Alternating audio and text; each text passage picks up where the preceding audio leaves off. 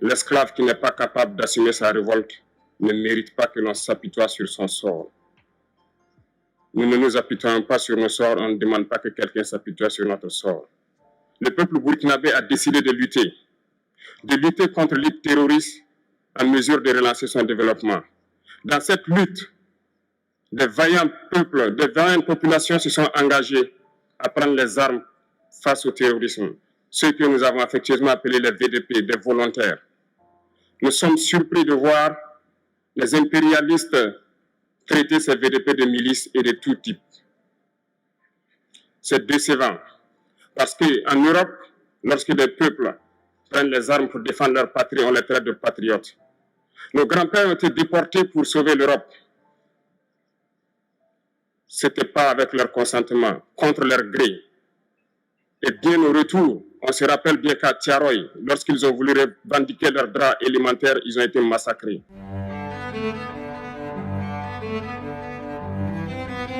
I do believe that by now we all must have come to the same conclusion that the speech made by the youngest leader in the whole world, Ibrahim Traore of Burkina Faso, it's something that ought to have been said a long time ago.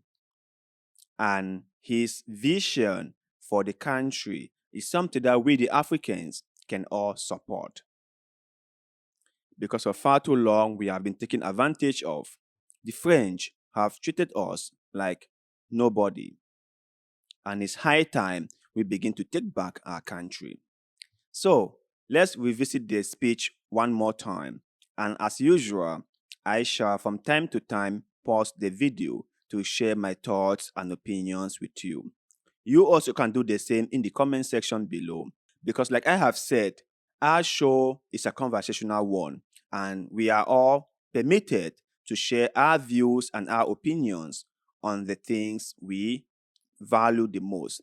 And sometimes our opinion do not need to align. We can have different opinions, okay? You can say A, I can say B. Okay, I think in a democratic society or in a fair society, we must all learn to accommodate each other's opinion respectfully. So let's continue. Actuellement, nous sommes là pour parler de l'avenir de nos peuples,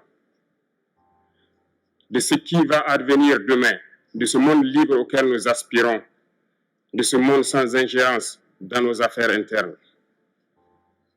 Nous avons les mêmes perspectives et je souhaite que ce sommet soit l'occasion donc de pouvoir tisser de très bonnes relations en vue d'un meilleur avenir de nos peuples. Les questions que mes générations se posent sont les suivantes, si je peux me résumer, c'est de ne pas comprendre comment l'Afrique, avec tant de richesses sur notre sol, avec une nature généreuse, de l'eau, du soleil en abondance, l'Afrique est aujourd'hui le continent le plus pauvre. L'Afrique est un continent affamé. Et comment se fait-il que les chefs d'État traversent donc le monde à mendier? Voici des questions que nous nous posons et que nous n'avons pas de réponse jusque-là. Nous avons l'occasion de tisser de nouvelles relations. Et j'espère que ces relations puissent être les meilleures pour donner un meilleur avenir à nos peuples. Pour ce qui concerne le Burkina Faso, aujourd'hui, nous sommes confrontés depuis plus de 8 ans. Yeah, that's a very fair question to ask. How come Africa, with all its resources, can still be classified as a poor continent? How come Africa, that is rich in resources, that has a lot of water, a lot of sunlight, a lot of good and fertile soil that is good for agriculture, still be classified as a very, very poor continent? How come? And instead of leaders doing their best to fix their respective countries, well, some do, but most do not. They are there running up and down, begging. He said it, begging. And I have always stressed this point, right? When you go begging, okay, when you go begging from people, you totally lost all respect. No one ever has any respect for a beggar. No one. Now, they might not say it in front of you, But trust me, they will say it behind your back. They might not even say it at all, but they will have it in their mind. Remember, he who feeds you controls you.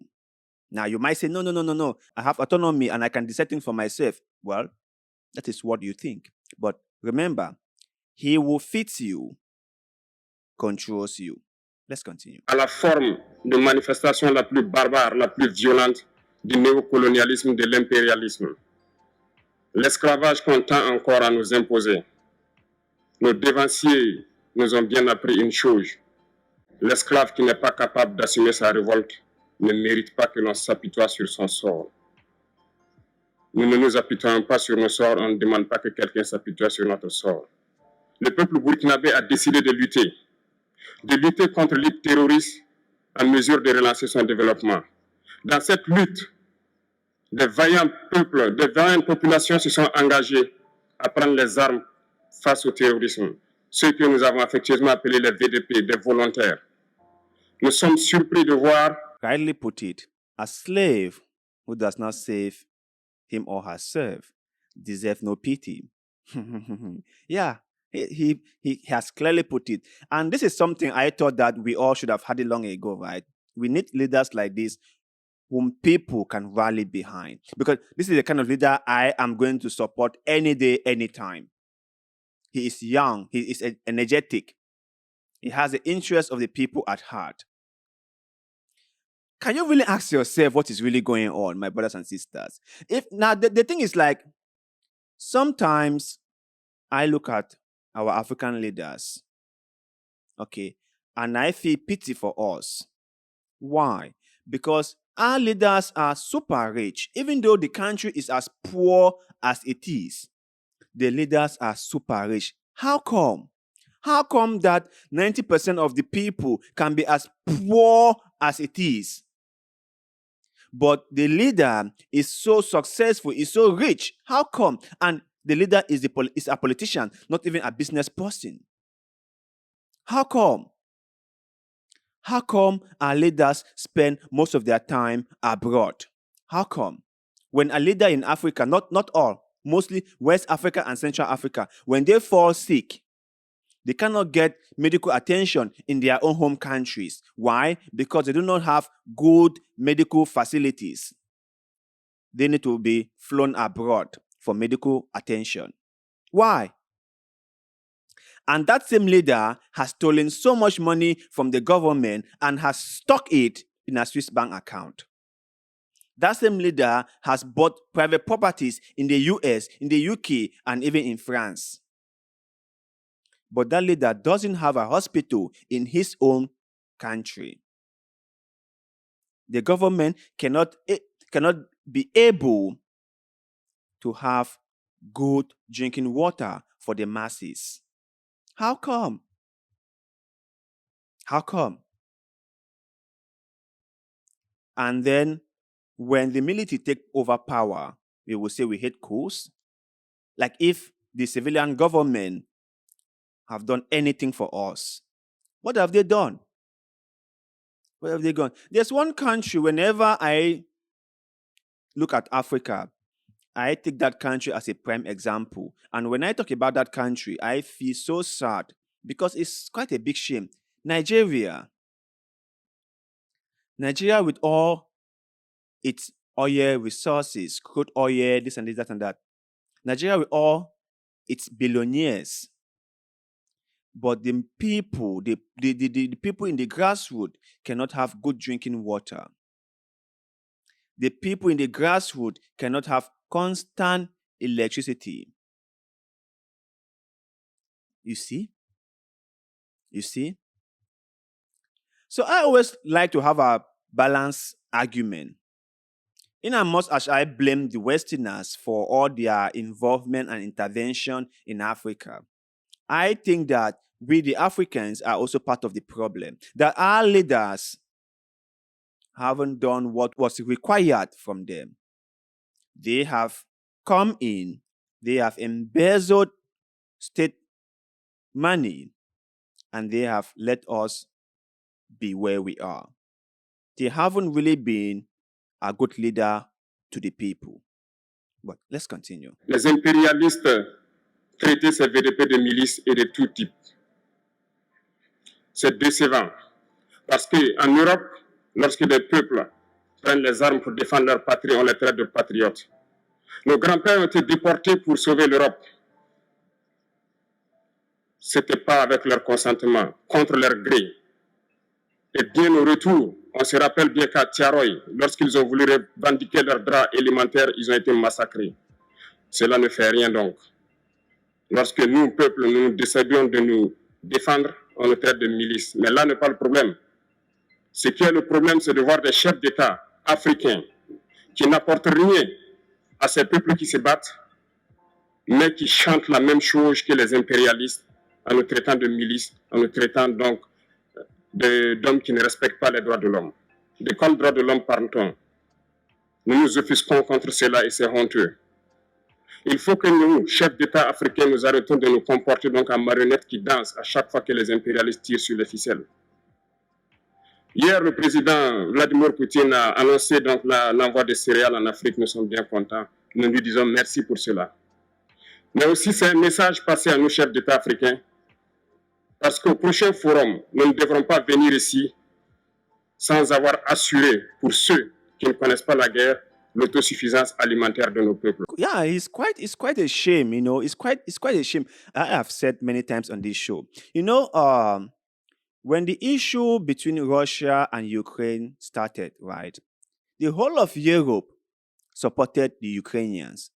In fact, some countries went further to welcome Ukrainian refugees into their homes, like in Poland. They did a lot for the people of Ukraine. Now, their motive might be something altogether, but what they did was really great. Come back to Africa, like what Ibrahim is saying here. Our own African brothers and sisters are against Burkina Faso for trying to take back their country from the intruders. It's strange, isn't it? That we will live in a community thinking that we have unity among us, thinking that even if we have our differences, we can't let outsiders know about it. It's like you are living in your family, right? Your wife, and your children, or your brothers, and your sister, your parents. When there is an issue in the house, you guys talk about it in the house. You guys do not let outsiders find out about it. You guys discuss about it. You guys come up with the best possible solutions that benefit everyone. But if you are together in your house and there is a small problem among you guys in the house, and then one of you guys storm out shouting and calling you names, what does that tell the outsiders? It is what the AU did. When Burkina Faso took back their country and said, France no more, the AU was the first entity to start calling them names. First, expelling them from the union, placing sanctions, teaming up with the West against Burkina Faso. Who does that to their brother? Who does that to a member of their community? Europe would never do that to a country in Europe. Never.